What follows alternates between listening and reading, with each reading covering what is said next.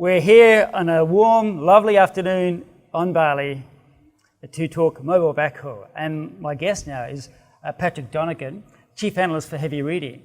Now, Patrick, in your presentation earlier today, you described mobile backhaul as once being the Cinderella of the telecom network. Now it's a big deal. So what's changed? Well, I use the term Cinderella simply because if you think of the way the network's perceived, the radio is where all the money gets spent.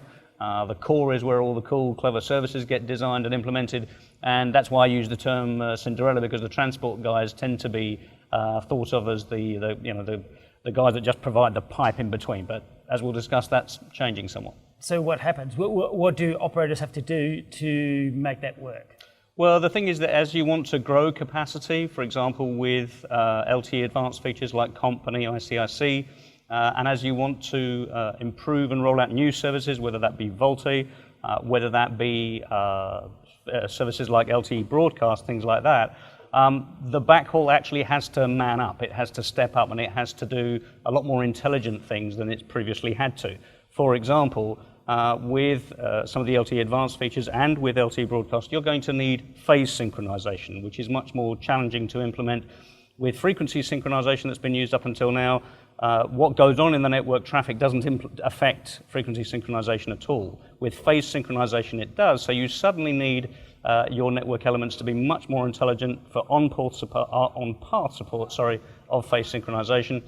A lot of functionality needs to be considered to push out from the core towards the edge of the network. And give us an example of how an operator can deploy a new service or can monetize that. Well, it's two things. I mean, it can be a new service, whether that be LTE broadcast, for example, but for the most part, I think it's more universal than that, in the sense that if you're rolling out COMP and EICSE, if you're getting superior cell edge performance as these technologies enable, that gives you the opportunity and the means to be able to deliver a consistently superior end user experience for latency sensitive, non-latency services and interactive services.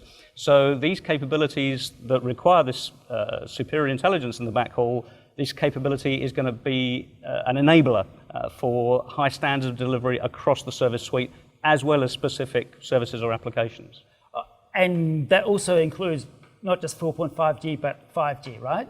Absolutely. I mean, this is a stepping stone on the way to 5G. That intelligence is going to become more required as we go forward. So this is totally consistent with the 5G migration, yes.